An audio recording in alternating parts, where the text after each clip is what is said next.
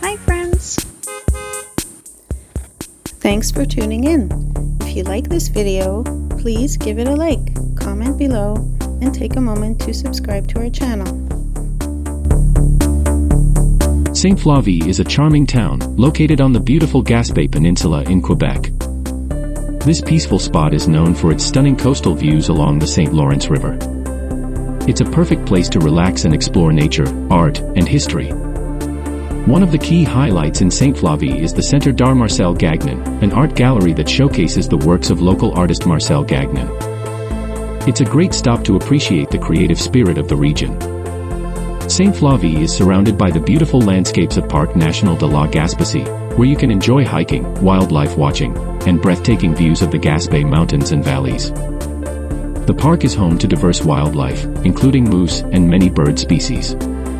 If you're looking for outdoor adventure, Sainte-Flavie is perfect for activities like kayaking, cycling, and even whale watching. The town is located near the famous Route de Belvedere, a scenic drive that offers some of the best panoramic views in the region.